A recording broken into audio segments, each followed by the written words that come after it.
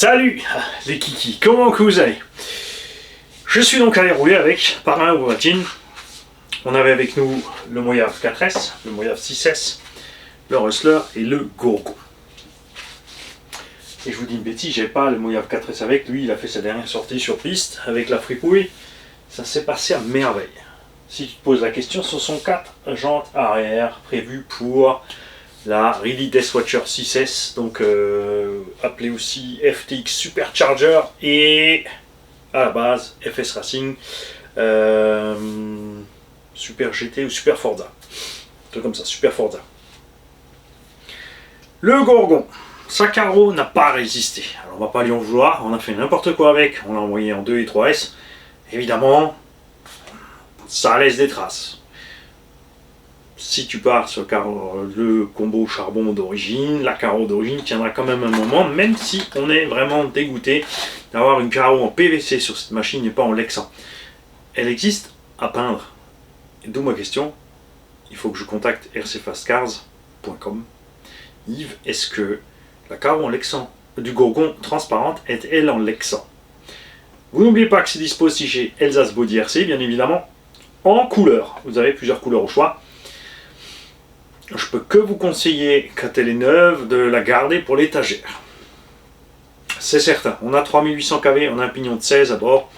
En 2S c'est bien, en 3S c'est vraiment mieux. c'est pas si exagéré que ça en 3S, on plafonne à 75 peut-être, par là. Faudra peut-être essayer avec un pignon plus petit, voir si on gagne un peu de brutalité. Après, je pense pas que le 3800 sature avec le pignon, que c'est pas trop pour lui qu'il arrive à sa Vmax, parce que c'est un moteur qui entraîne des 4x4 et là on est que 4.2. Après, on reste qu'on a toujours 3 kg à voir. Et si tu te poses la question, oui, mettre les mousses, ça change beaucoup le comportement. Là, il est beaucoup plus stable à rouler. Sans les mousses, bien sûr, en brushless raisonnable, tu remarques pas la différence. Mais là, en 3S, vraiment, vous allez voir les vidéos sur le pump track, c'est vraiment flagrant. Grosse différence. Et toujours absolument rien de pété sur la machine. Et tu vas voir, les vidéos, pas les molles. Hein. Donc là, ça c'est cool. Le Rustler 4x4, et ben l'arbre de transmission, on a halluciné avec Parrain Ovaltine parce que en 3S, c'est que le pignon de 19, même avec les grosses roues, on avait les Ropex Tracker dessus, en 2.8. Zéro vibration de cet arbre central. Étrange. J'ai un hexagone de roue qui a lâché. Et je vais vous montrer pourquoi. Parce que, alors, il y a évidemment plusieurs possibilités à ce genre de panne. Ton écrou stop est fatigué, là c'est un 9. T'as mal serré. C'était serré quand même, mais ça s'est desserré tout aussi vite. Et quand tu as un écrou qui se desserre vite comme ça, derrière c'est quelque chose qui ne va pas. Et je vais te le montrer là. Ce qui ne va pas, c'est le roulement. Intérieur qui est mort. Tu vois? Donc, montée en température, ce qui a bien sûr fragilisé l'hexagone dans la roue, puisque d'origine, sur l'engin, l'hexagone sur le cardan est en ferraille. Et là, tu as très vite des soucis. Ce roulement a lâché parce qu'il a vu la boue, la flotte. On l'a juste huilé comme ça. Résultat, il est trop tard aussi. La sortie sous la pluie, le temps de rentrer et de faire des trucs. Tu vois, c'était pas la gloire. Tu peux constater aussi que, regarde, le célèbre vis, l'axe fileté a toujours le même problème qu'il y a 30 ans, c'est que d'un côté il se dessert tout le temps. Donc pour saisir serrer régulièrement ce truc là, ce sont toujours d'ailleurs les mêmes axes en fer blanc qu'ils avaient mis dans le Traxxas Emax il y a 20 ans.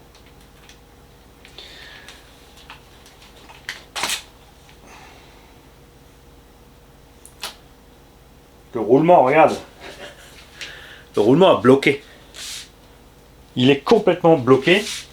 Résultat, on a abîmé la portée du roulement sur le cardan.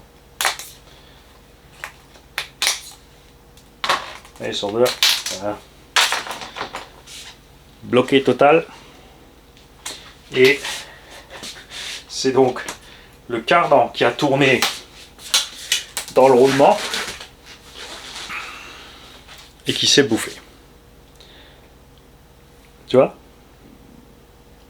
On va donc changer le roulement. On va changer la fusée. Tu vois, ça c'est une fusée. Et on va bien sûr vérifier l'autre côté aussi, quand il a l'air d'aller mieux, mais peut-être qu'il tourne dans le porte-fusée, on ne sait pas. Et le prochain test sera fait avec les Louise ST Uphill. Donc des pneus plus durs. On verra si c'est un peu plus agressif. Avec les Ropex là, c'était un peu flottant comme comportement. J'ai bien sûr aussi commandé le kit d'amorto à la bonne taille, puisque je vous rappelle que là j'ai mis 4 amortos de la même taille, puisque c'est de la récup, c'est quelque chose qu'on avait là. Mais du coup j'ai pris un kit. On trouve ces amortos entre 18 et 20 €. 90 mm de long devant, 105 derrière. Ce ne sont pas des super amortos, d'accord, mais sur ce type d'engin, ils font le taf, surtout avec les bras renforcés, les porte-fusées renforcés, ils prennent moins de coups dans la gueule, donc ça va. On verra donc ce qui se passe aussi au niveau des sphères. Ici, ça c'est toujours le même problème, hein. Tu as les sphères qui s'arrachent de ces trucs-là en général. Ils aiment bien, c'est pas super solide. Une rondelle devant, derrière, tu remets le tout, basta. Pour 20 balles, tu ne peux pas t'attendre à des miracles. C'est certain. On va lui laisser le 2400 kV, on va laisser le ZTB 6S à bord. Et on va continuer puisque ce cardan central en plastique n'a toujours pas lâché. J'étais persuadé qu'il ferait 2-3 minutes, pas plus, et après, bye bye. Et ben non, il a tenu. Donc ça, c'est super cool. La machine que j'avais avec par Martin, c'était le TB7 qui s'est défendu à merveille. C'est bien parce que du coup vous avez pu voir la différence de comportement entre ce type d'engin pont arrière et un Moyave. Et on est quand même assez similaire. Bien sûr, le Moyave est moins sujet dans les virages d'un certain côté à se casser la primousse que celui-là, mais tu arrives du coup facilement des deux côtés. À un moment, bien sûr, tu es sur le point de bascule, ça part. Là, le côté où le moteur tourne, où la transmission tourne, ça va partir plus vite que l'autre côté qui est retenu par la rotation de transmission, de la rotation de la transmission. Ouais. Ce qui m'est arrivé, c'est que ici, ces deux pièces se sont barrées. Donc on les a remis, on les a resserrées. Il y en a encore une qui s'est barrée quand même. Et une fois bien serrée, c'est la biellette elle-même qui peut se déchapper en fait. La chape qui se déchappe. C'est déchapeauté. Ici, en haut, sur les sangles de limitation de hauteur, de débattement, tu as deux points d'ancrage. Par défaut, à l'usine, c'est en bas. Là, je l'ai mis en haut. Et depuis que je l'ai mis en haut, plus de soucis. Donc on est bien. Maintenant, on attend que les pignons se fassent, qu'ils deviennent un peu moins bruyants. Vous le verrez avec la vidéo avec le Moyave, c'est flagrant la différence de son à bas régime. À haut régime, il n'y a plus de différence. Mais à bas régime, la transmission full acier de ce machin, elle est un peu bruyante encore. Vous avez vu que sur le DF7, ça diminue avec le temps. Mais ensuite, avec moins de kV et le plus gros pignon, de toute façon, ça a changé. Et je pense prendre le moteur du TB7 pour aller le mettre dans le Kagama, qui est là. L'autre jour, je cherchais quelle roue j'allais monter parce que je savais que j'avais des roues en tête. Je les ai retrouvées quand j'ai éteint la vidéo, bien sûr. On ne parle pas de la couleur, je parle de ces roues chinoises, donc RC Dune 170 par 80 par 97, existent en deux tailles, je le rappelle, ces roues-là, avec hexagone démontable de 12, 14 ou 17, avec 0 offset. Il n'y a pas de déport. Si tu veux mettre sur un engin et du déport, tu dois mettre des élargisseurs. Mais là, sur ce type d'engin, Chronos, Kagama, Creighton et compagnie, ça ira sans problème sur le sledge. Par contre, tu es obligé de mettre les élargisseurs, sinon ça te fait une voie super étroite. Et on retournera bien sûr rouler avec le Kagama. Et j'ai encore un petit quelque chose, si l'un d'entre vous a un Traxxas E-Max. J'ai 4, 5, 6 pare-chocs avant-arrière. Train de suspension complet. Les 4, ouais. Un kit de suspension complet, les 8. La célèbre Willy Bar, la plus triste de l'histoire de la RC. Là, c'est typiquement l'histoire Traxxas. Ils sont capables du pire et du meilleur. La meilleure roulette est sur le X-Max. la pire était sur Max et Herrero. Des liaisons de châssis, quelques pièces RPM et des skids avant-arrière complets de jeu. Si quelqu'un a besoin de ces pièces pour un Max, dis-moi un mail. C'est comme toujours, tu fais un petit don pour la caisse Tombola, donc sur Tipeee ou sur le PayPal entre proches. Frais de port, il y en aura pour 6 €. Donc tu donnes un petit quelque chose en plus et je t'envoie les pièces. D'accord? Tu me tiens au jus. Et on va en profiter encore. Puisque là, je vous fais pas la réparation tout de suite. Même si la pièce en fait est juste derrière la caméra. Si tu te poses la question, je vais te le montrer, c'est vrai. Parce que pour certains c'est un mystère, ils vont peut-être pas forcément le voir tout de suite. Pour changer cette pièce, pour la séparer du cardan, tu as ici un clips en E. Alors ces petits clips, tu les tiens d'un côté et tu pousses de l'autre et ils dégagent. Si tu n'en as pas de réserve, bien évidemment tu fais ça dans un endroit ou sur un support ou quelque part où tu vas pouvoir le récupérer facilement si il dégage. Moi j'utilise un tournevis aimanté. Et là tu as juste à retirer l'axe. Comme ceci. Et hop, tu as la tête à part. Maintenant on va voir autre chose. Sur les Traxxas Max, on a un problème avec ça. Puisque plein arrache carrément donc cette pièce ici, la fusée elle-même, de cette pièce là, de la tête du cardan. Il y a un axe ici sur le cardan de Max. Et ils ont dit que en faisant ces cardans renforcés pour la nouvelle génération BL2 et VXL3,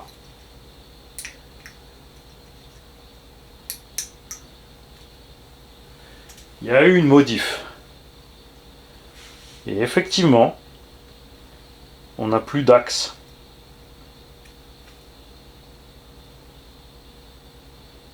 S'il y avait eu l'axe, de toute façon, j'aurais pas pu fondre autant cette pièce en plastique. Ça c'est clair. Puisqu'il était capturé là-dedans. Non, ou là-dedans. Si, c'est là, parce que si tu le mets là, il va foutre le camp. Il faut quand même, bouge pas. Je vais quand même secouer un petit peu la caméra. Bouge pas. Parce qu'on va rapidement jeter un coup d'œil sur le cardan de Traxxas Max.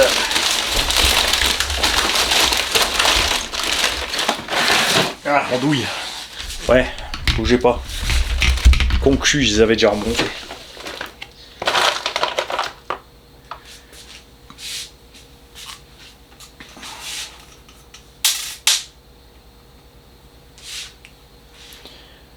Tu vois, bien sûr sur le Max, on a un filetage plus gros, mais le diamètre ici est le même. Alors tu peux monter ceux-là quand même, ça t'empêchera pas de les monter. Il faudra tout simplement repercer bien sûr le trou de la jante. D'accord? Il faut être sûr que la jante va bien sur l'hexagone, là elle va buter sur l'axe. C'est pour ça qu'ici, tu vois, tu as une petite partie échancrée. Donc tu reperces ici pour être assez loin. Si tu es assez loin, tu n'as pas besoin. Après, selon, bien sûr, le trou dans la jante, il y a des jantes qui ont un petit trou comme ça de cette taille-là, et il y en a qui en a un comme ça. Alors, je vais enlever rapidement ici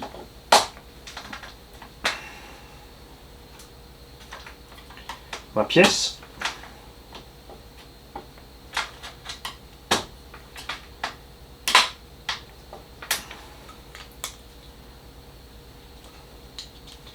Pour aller vérifier cette affaire.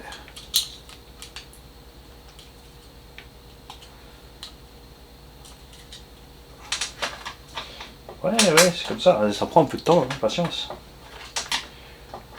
C'est la vie réelle. Ça sert à quoi si je coupe sur la vidéo et qu'on passe d'un truc à l'autre, tac tac tac tac tac tac, faut aller vite. C'est après toi, tu es dessus pendant 20 minutes et tu comprends pas parce que tu vas me dire, ouais, mais attends, l'autre a fait ça en 2 secondes. Et moi, ça fait 20 minutes que je m'arrache le tulle dessus. Et j'ai à part percer mon doigt, il m'est rien arrivé. Voilà, regarde. On a bien un axe au milieu. En sortant cet axe, tu peux récupérer ta fusée, alors que là, on a que dalle. On va faire autre chose du coup. On va le zigouiller. Donc toi, on fera un autre jour. Bouge pas.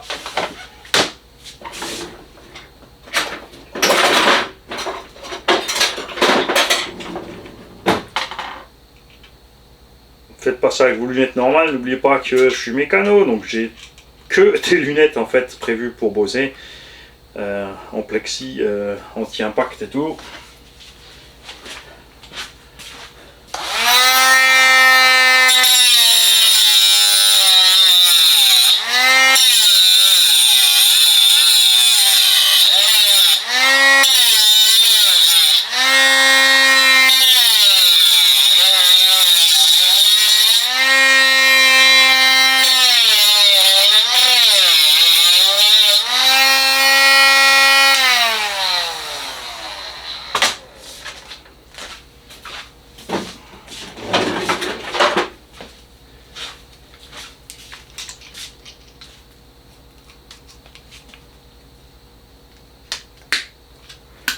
Jalus.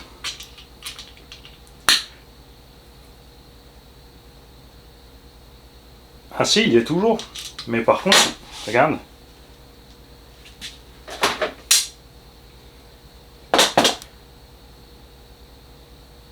Il est plus loin derrière et il est plus accessible. Les trous débouchent pas. Tu vois, il est beaucoup plus petit que l'autre. Mais du coup, je peux quand même récupérer celui-là si j'ai envie pour le mettre là-dedans. C'est fou, hein? Donc la modif qu'ils ont fait,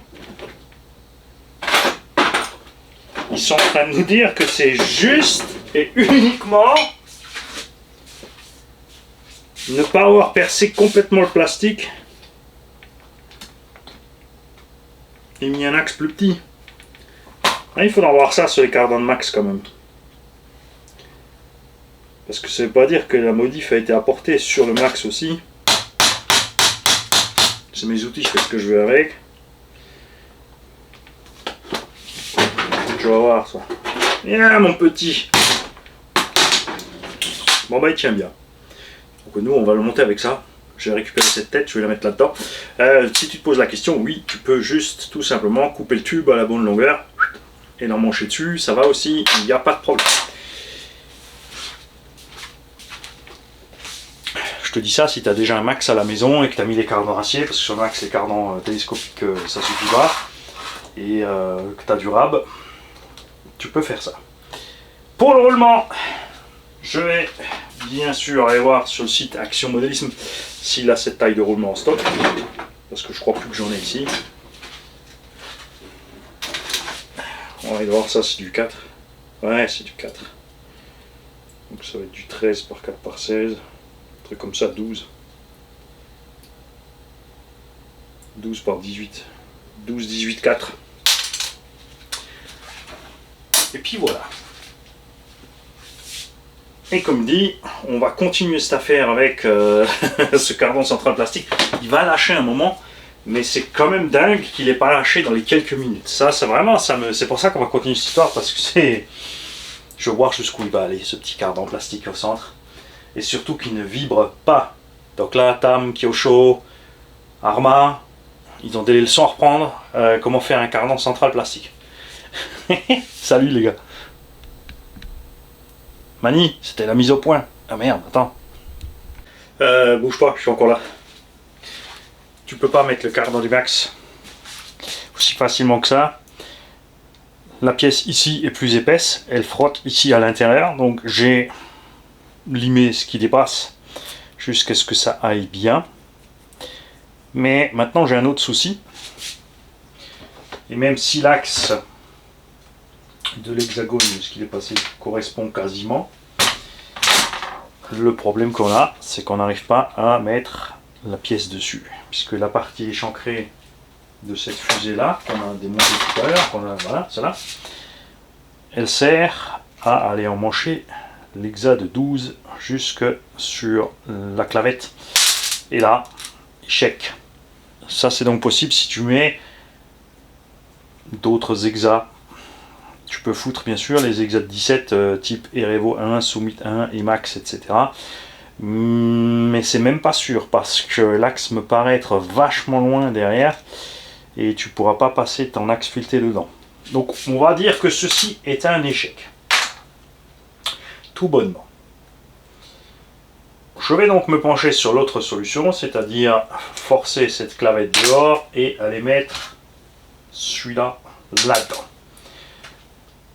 Si je peux sortir cet axe. On va peut-être d'abord essayer ça, parce que si celui-là il sort pas, on sera pas plus loin du tout.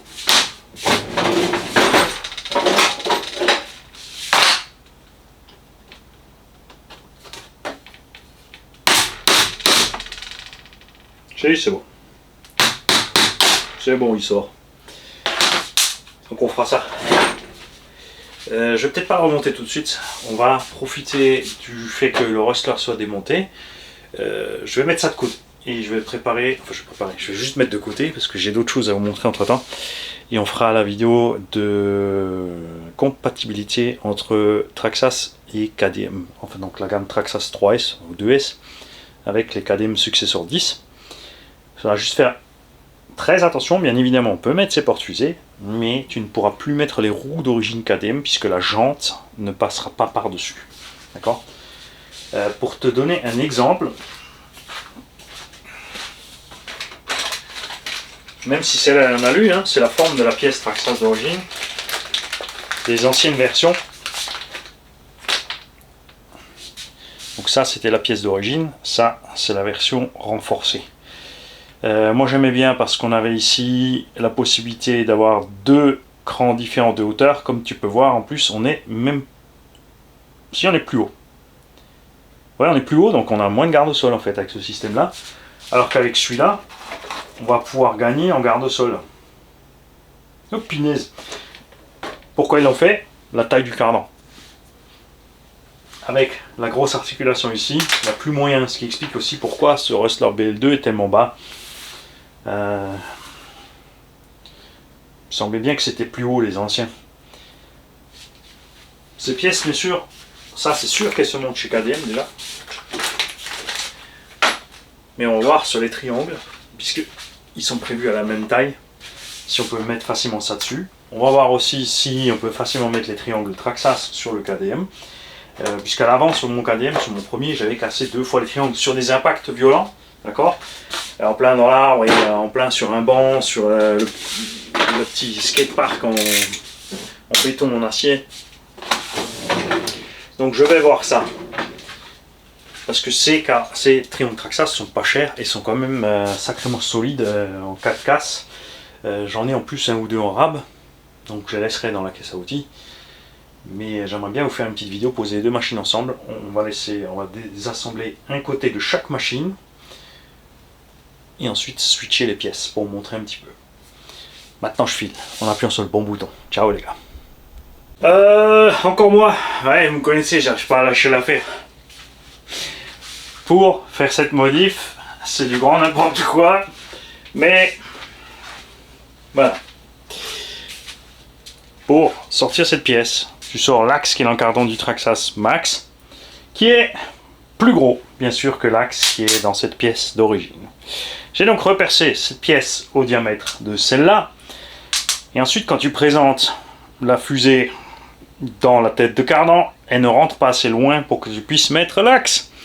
J'ai donc dû meuler sur cette pièce, après avoir contrôlé que ça aille assez loin. C'est ce qu'on va voir maintenant.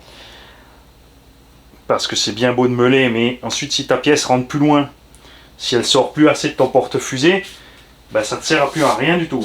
D'accord? On va voir ça, c'est bon, j'ai réussi à mettre. Matériau extrêmement tendre au cas où, hein, si tu te poses la question, ça va super facile. Donc là on est bien dedans, on tourne bien. Maintenant on va avoir un petit problème parce que j'ai fait une petite bavure là je pense avec le Windstaller, même pas, regarde. Voilà. Et du coup on va pouvoir remettre la clavette. Yes. Et l'hexa de 12 d'origine. Yes. Seul truc c'est qu'on est plus large. Ça c'est marrant. On est plus large en fait que l'origine, donc tu peux caler à l'intérieur. Ça t'évitera peut-être aussi d'avoir à usiner la pièce pour aller dedans.